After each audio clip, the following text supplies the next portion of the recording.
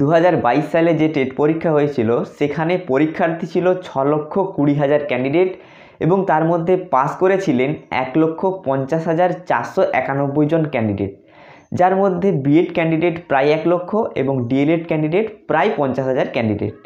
তো পরবর্তীকালে 2022 সালে টেট পাসদের জন্য যে ইন্টারভিউ নোটিফিকেশান আসতে চলেছে, ভ্যাকেন্সি আসতে চলেছে, সেখানে কি 50,000-এর থেকে বেশি ক্যান্ডিডেট ইন্টারভিউ দেবে না তার থেকে অনেক কম ক্যান্ডিডেট ইন্টারভিউ দেবে? তো আজকের ভিডিওতে আমি আপনাদেরকে ডিটেলসে জানাবো। তো অবশ্যই ভিডিওটা আপনারা শেষ পর্যন্ত দেখবেন, তাহলেই কিন্তু আপনাদের সমস্ত ডাউটগুলি ক্লিয়ার হয়ে যাবে এবং আপনাদের জন্য একটি সুখবরও আছে। তো বন্ধুরা, অবশ্যই ভিডিওটিতে একটি লাইক করে দেবেন এবং এই ভিডিওটা গ্রুপে শেয়ার করে দেবেন এবং চ্যানেলটি সাবস্ক্রাইব করে পাশ থেকে বেল আইকনটিতে প্রেস করে দেবেন এই ধরনের ভিডিও দেখার জন্য। তো চলুন বন্ধুরা, ভিডিওটি শুরু করা যাক। 2022 সালে টেট পাস ভ্যালিড ক্যান্ডিডেট কত আছে, অর্থাৎ যখন রিক্রুটমেন্ট প্রসেস বের হবে তখন কতজন প্রার্থী ইন্টারভিউ দেবে। তো বন্ধুরা, মোট কিন্তু পরীক্ষার্থী ছিল, অর্থাৎ পরীক্ষা দিয়েছিল 6,20,000 ক্যান্ডিডেট। এর মধ্যে পাস করেছিল কিন্তু 1,50,491 ক্যান্ডিডেট। এটা কম বেশি আমরা সবাই কিন্তু জানি।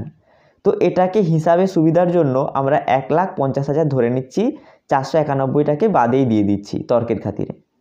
তো বন্ধুরা, এর মধ্যে কিন্তু বিএড ক্যান্ডিডেট ছিল 98,000 জন প্রায় এবং ডিএলএড ক্যান্ডিডেট ছিল 52,000 জন প্রায়। তো বন্ধুরা, আমরা সবাই জানি যে সুপ্রিম কোর্টের যে রায়, ডিএলএড ভার্সেস বিএডের যে রায়, এই রায়ের ভিত্তিতে কিন্তু বিএড ক্যান্ডিডেটরা প্রাইমারি নিয়োগ প্রক্রিয়া থেকে ছিটকে গেছে। তাই বিএড ক্যান্ডিডেট প্রায় 98,000 আগেই বাদ হয়ে যাচ্ছে। তো 52,000 ডিএলএড ক্যান্ডিডেট পড়ে রয়েছে 2022 টেট পাসের পক্ষ থেকে। তো এই 52,000 ক্যান্ডিডেটই কি ইন্টারভিউ দেবে? না বন্ধুরা, একদমই নয়। এর মধ্যেও অনেক ক্যান্ডিডেট এলিমিনেটেড হয়ে যাচ্ছে। কেমনভাবে দেখে নেব। তো 52,000 ডিএলএড ক্যান্ডিডেটের মধ্যে থেকে রিক্রুটমেন্ট প্রসেস যেটা চলছে, অনগোয়িং রিক্রুটমেন্ট প্রসেস 2022, যেখানে ভ্যাকেন্সি আছে 11,765টি, এখানে কিন্তু 2017 এবং 2014 পাসরা এটাতে অংশগ্রহণ করেছে। তো বন্ধুরা, 2014 সালে 2017 সালে যেসব ক্যান্ডিডেটরা পাস করেছিলেন সেই সব ক্যান্ডিডেটরা কিন্তু 2022 সালেও টেটে পাস করেছে এবং তারা যদি এই 11,765 ভ্যাকেন্সিতে নিয়োগ হয়ে যায়, তারা কিন্তু পরবর্তী যে নিয়োগ প্রক্রিয়া হবে সেখানে কিন্তু অংশগ্রহণ করতে পারবে না।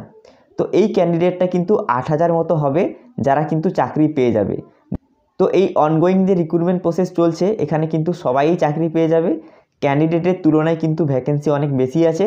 তাই বন্ধুরা, 8,000 মতো ক্যান্ডিডেট কিন্তু বাদ হয়ে যাচ্ছে যারা এই রিক্রুটমেন্ট প্রসেসেও অংশগ্রহণ করেছে এবং 2022 সালের টেটেও পাস করেছিল। এখানে কিন্তু 8,000 মতো ক্যান্ডিডেট বাদ হয়ে যাবে। তো এরপর আসি এনআইওএস ডিএলএডদের ব্যাপারে। তো বন্ধুরা, আমরা সবাই জানি সুপ্রিম কোর্টের রায় অনুযায়ী কিন্তু এনআইওএস ডিএলএডরা অবৈধ বলে ঘোষিত হয়েছে। তো 2022 সালের টেটেও কিন্তু এনআইওএসরা 8,000 মতো পাস করেছিল। তারা কিন্তু পরবর্তী সময়ে যে রিক্রুটমেন্ট প্রসেস বেরোবে সেখানে কিন্তু অংশগ্রহণ করতে পারবে না। এটা কিন্তু প্রায় 8,000 মতো ক্যান্ডিডেট। এবং আমরা সবাই জানি যে ইন্টারভিউতে অংশগ্রহণ করতে হলে টেট পাস করতে হয় এবং ডিএলএডটাও আমাদের কমপ্লিট করতে হয়, অর্থাৎ ডিএলএডে পাস করতে হয়। তো এমনও ক্যান্ডিডেট আছে 2021-23 ব্যাচের এবং 22-24 ব্যাচের যাদের ডিএলএড কিন্তু শেষ হবে না ইন্টারভিউ নোটিফিকেশান বেরিয়ে গেলেও। তো 2021-23 ব্যাচ থেকে কিন্তু 2,000 ক্যান্ডিডেট এবং 22-24 ব্যাচ থেকে কিন্তু 2,000 ক্যান্ডিডেট মতো আছে যারা কিন্তু ইন্টারভিউতে অংশগ্রহণ করতে পারবে না। তো এই টোটাল সংখ্যাটাকে যদি আমরা ধরি তাহলে দাঁড়াচ্ছে 20,000 মতো ক্যান্ডিডেট। তো এই 20,000 মতো ক্যান্ডিডেটও কিন্তু এলিমিনেটেড হয়ে যাচ্ছে 2000 টেট পাসের রিক্রুটমেন্ট প্রসেস থেকে। তো তাহলে 2000 টেট পাসদের ভ্যালিড ক্যান্ডিডেট কত দাঁড়াচ্ছে? তো আমরা আগেই দেখেছিলাম 52,000 মতো ক্যান্ডিডেট ছিল ডিএলএড ক্যান্ডিডেট যারা ভ্যালিড ক্যান্ডিডেট ছিল। তার মধ্যে 20,000 মতো ক্যান্ডিডেট এমনিতেই এলিমিনেটেড হয়ে যাচ্ছে। তাহলে দেখা যাচ্ছে 32,000 মতো ফ্রেশ ক্যান্ডিডেট আছে 2022 টেট পাস থেকে যারা কিন্তু একদম ভ্যালিড ক্যান্ডিডেট ইন্টারভিউ দেবে। তো দেখতে পাচ্ছেন 2000 টেট পাসের 1,50,000 থেকে মাত্র 32,000 মতো ক্যান্ডিডেট আছে যারা কিন্তু ভ্যালিড ক্যান্ডিডেট। এরপর আসি সবার আতঙ্কের একটা জায়গাতে যে 2023-এর টেট পাসের যদি রেজাল্ট বেরিয়ে যায় তাহলে কি তারাও 2022 টেট পাসদের সাথে ইন্টারভিউ দেবে? তো আমি সবচাইতে খারাপটাই ধরছি, ধরা যাক 2023 টেট পাসের রেজাল্ট বেরিয়ে গেল, তাহলেও কত ক্যান্ডিডেট বাড়তে পারে সর্বমোট। তো বন্ধুরা, 2023 সালের কোশ্চেন আপনারা সবাই দেখেছেন কত হার্ড হয়েছিল। তো 2023 সালে আশা করছি যদি ফ্রেশ ক্যান্ডিডেট পাস করে, ফ্রেশ ক্যান্ডিডেট 2022 সালে যারা পাস করেছে তারা ছাড়াও যদি 2023 সালের কিছু ফ্রেশ ক্যান্ডিডেট পাস করে, সেটা 3000 থেকে 5000 ক্যান্ডিডেটের বেশি হবেই না, 100% এর বেশি কিন্তু হবে না।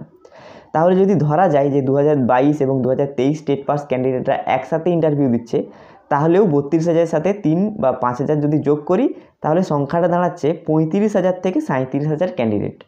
তো আপনারা দেখতেই পাচ্ছেন 35,000 থেকে 37,000 মতো ক্যান্ডিডেট কিন্তু ভ্যালিড ক্যান্ডিডেট আছে পরবর্তী রিক্রুটমেন্ট প্রসেসের জন্য। তো প্রত্যেকের জন্যই কিন্তু একটা বিশাল সুযোগ আছে, আপনারা কিন্তু হাতছাড়া করবেন না। আপনারা ইন্টারভিউর জন্য এবং অ্যাপটিটিউড টেস্টের জন্য পড়াশুনো শুরু করে দিন।